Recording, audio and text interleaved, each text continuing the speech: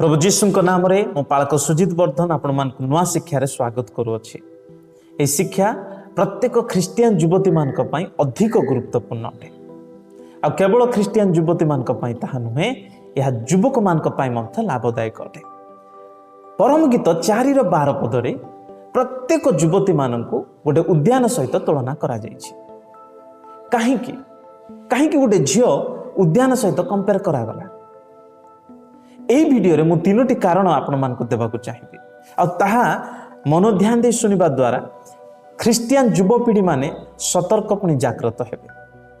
या पूर्वरु मध्य मु युवती मानकर कैरेक्टर विषय रे शिक्षा देइछि, किंतु एठारे भिन्न भाव में मु एक्सप्लेन करबाकू चेष्टा करिछि। तेणु मन ध्यान दे सुनिबे। काहेकि गोटे झियो रो जीवन को उद्यान सहित तुलना करागला। प्रथम कारण हला उद्यान को जमती ग्रो हेबा निमंते अधिक जत्न करबा पड़े। जने झियो को मध्य तार माइंड रे स्पिरिट रे बढ़िबा पई जत्न करबा दरकार। प्रिय माने उद्यान अपने आप विकसित हुए नहीं, ताको केयर, पैशंस एवं नर्चर करबा को पड़े। ठीक सेमिति गोटे झियो मध्य ता लाइफ रे ग्रो हेबा निमंते बहुत ध्यान देबा पड़िबो। खाद्य खाइबा द्वारा तार शरीर विकसित हो, किंतु माइंड एवं स्पिरिचुअली विकसित होबा पई अधिक जत्न नेबा निहाती जरूरी।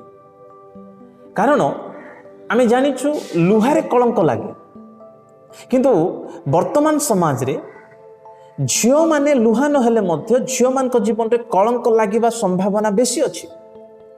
एवं शरीर रे दाग लागि गले ताको आमे धोई परिबा, किंतु जेतेबेले चरित्र रे दाग लागि जाए केही धोई परिबे नाही। तेणु ख्रिस्टियन झियो मानकर जीवन विशेष करी परमेश्वर कठारे अधिक मूल्यवान अटे। ताको केबे दाग लागबा को दियंतु नाही, ताको ग्रो हेबा पई जत्न करंतु।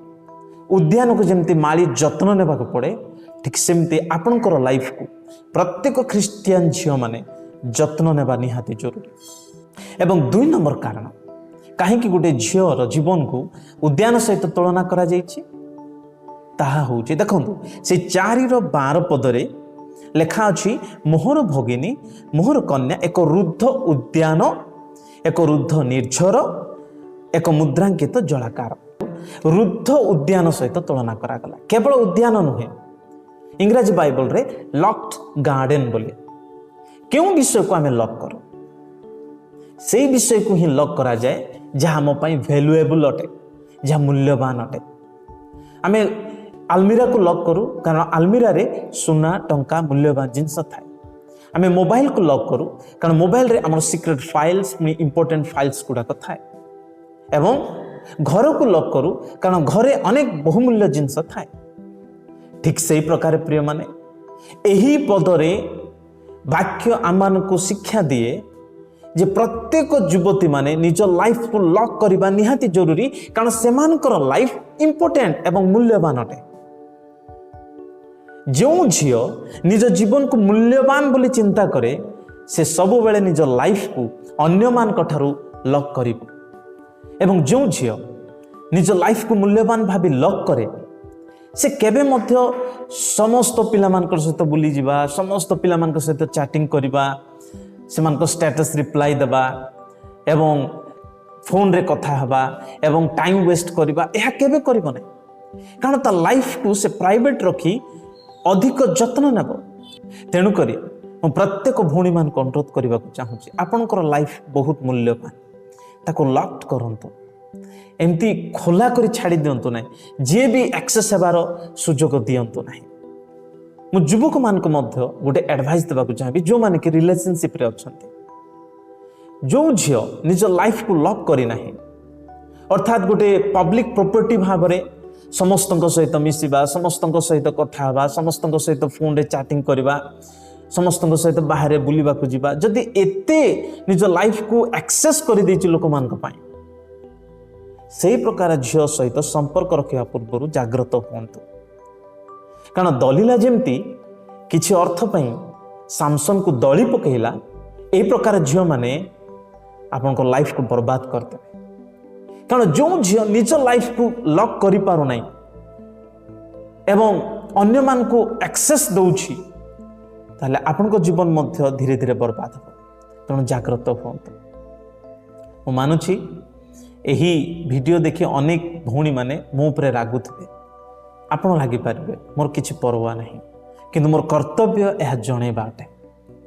କାରଣ ବର୍ତ୍ତମାନ ମଡ଼ର୍ଣ୍ଣ ଯୁଗର ଝିଅମାନେ ଅନ୍ୟ ଝିଅମାନଙ୍କୁ ଦେଖି ସେମାନଙ୍କ ପରି ହେବା ପାଇଁ ଚେଷ୍ଟା କରନ୍ତି, ଯଦ୍ୱାରା ସେମାନେ ରୁଦ୍ଧ ଉଦ୍ୟାନ ହୋଇପାରନ୍ତି ନାହିଁ। ସେମାନେ ସମସ୍ତଙ୍କର ପାଇଁ ଖୋଲା ଉଦ୍ୟାନ ହୋଇଯାଆନ୍ତି, ଯିଏ ବି ଆସିବେ, ଯିଏ ବି ଯାହା କରିକି ଯିବେ। ଏହି ପ୍ରକାର ନୁହେଁ, ଖ୍ରୀଷ୍ଟିଆନ ଜୀବନ ସେ ପ୍ରକାର ନୁହେଁ। ହୁଏତ ଏହି ଶିକ୍ଷା ଆପଣଙ୍କୁ କଟୁ ଲାଗିପାରେ, କିନ୍ତୁ ଏ ବିଷୟ ପାଇଁ ଧ୍ୟାନ ଦିଅନ୍ତୁ। 3 ନମ୍ବର ବିଷୟ, କାହିଁକି ଗୋଟେ ଝିଅର ଜୀବନକୁ ଉଦ୍ୟାନ ସହିତ ତୁଳନା କରାଗଲା? କାରଣ ପ୍ରଥମେ ଜଗତରେ ମଧ୍ୟ ଜୀବନ ଏକ ଉଦ୍ୟାନରେ ଆରମ୍ଭ ହେଲା। ଏଦନ ଉଦ୍ୟାନରେ ହିଁ ମନୁଷ୍ୟ ଆରମ୍ଭ ହେଲା। ଯୀଶୁଖ୍ରୀଷ୍ଟ ମଧ୍ୟ ତାଙ୍କର ଜୀବନର ଶେଷ ସମୟରେ କାଲବରୀ କ୍ରୁଶରେ ଯେଉଁ କ୍ରୁଶାର୍ପିତ ହେଲେ ତାହା ମଧ୍ୟ ଏକ ଉଦ୍ୟାନ ପାଖରେ ଥିଲା। ଏବଂ ଯୀଶୁ ଯେଉଁ କବରରେ କବରସ୍ଥ ହେଲେ ତାହା ମଧ୍ୟ ଉଦ୍ୟାନରେ ଥିଲା ବୋଲି ଲେଖା ଅଛି। ତାହା ଯୋହନ 19:41 ପଦରେ। ଏବଂ ପାରଦେଶ ମଧ୍ୟ ଗୋଟେ ଉଦ୍ୟାନ ଅଟେ। ଏହାର ଅର୍ଥ କ'ଣ? ଏହାର ଅର୍ଥ ହେଲା ପରମେଶ୍ୱର ଯେପରି ଉଦ୍ୟାନରେ ଜୀବନକୁ ଆରମ୍ଭ କଲେ ଏବଂ ଯୀଶୁଙ୍କର ସେବା, ପ୍ରାର୍ଥନା ଗେତ୍ସେମନୀ ଉଦ୍ୟାନରେ ଏବଂ ତହିଁ ସଙ୍ଗେ ତାଙ୍କର କ୍ରୁଶାର୍ପିତ ଏବଂ କବରସ୍ଥ ମଧ୍ୟ ଗୋଟେ ଉଦ୍ୟାନରେ ହେଲା। ତାହା ହେଉଛି ଯୀଶୁ ଆମ ଜୀବନ ଉଦ୍ୟାନର ଆରମ୍ଭ ଏବଂ ଶେଷ। ଯୀଶୁ ସର୍ବେ ସର୍ବା ଅଟନ୍ତି। ସେଥିପାଇଁ ପ୍ରକାଶିତ ତାର 22:13 ପଦରେ ଯୀଶୁ କହିଲେ, ଆମ୍ଭେ କ ଅକ୍ଷ, ଆମ୍ଭେ ଆରମ୍ଭ ଏବଂ ଆମ୍ଭେ ଶେଷ।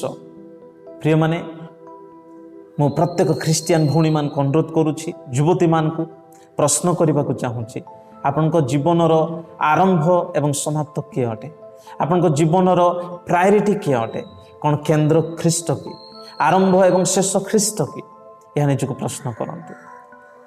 ବାଇବଲରେ ଜଣେ ଯୁବତୀର ଜୀବନକୁ ଉଦ୍ୟାନ ସହିତ ଏଥିପାଇଁ ତୁଳନା କରାଯାଇଛି କାରଣ ଉଦ୍ୟାନର ମହତ୍ଵ ଅଛି। ଯୀଶୁ ସେଇ ଉଦ୍ୟାନରେ ପ୍ରାର୍ଥନା କଲେ, ଯୀଶୁ ସେଇ ଉଦ୍ୟାନରେ କବରସ୍ଥ ହେଲେ, ଯୀଶୁ ସେଇ ଉଦ୍ୟାନରେ ପୁନରୁତ୍ଥିତ ହେଲା ପରେ ପ୍ରକାଶ ହେଲେ। ଆପଣଙ୍କ ଜୀବନରେ କ'ଣ ଯୀଶୁ ସେଇ ପ୍ରକାର ଆରମ୍ଭ ଶେଷ ପ୍ରକାଶିତ ହୋଇ ଗୌରବାନ୍ୱିତ ହେଉଛନ୍ତି କି? ନିଜକୁ ସମୀକ୍ଷା କରନ୍ତୁ। ହୁଏତ ଏ ଭିଡ଼ିଓ ଦ୍ୱାରା ଅନେକ ଯୁବତୀମାନେ ସଂଶୋଧିତ ମଧ୍ୟ ହେବେ, ଆଉ ଅନେକ ଯୁବତୀମାନେ ହୁଏତ ମୋ ଉପରେ ରାଗିବେ, କିନ୍ତୁ ପ୍ରାର୍ଥନାର ସହକାରେ ପ୍ରଭୁଙ୍କଠାରେ ସମର୍ପଣ ହୁଅନ୍ତୁ।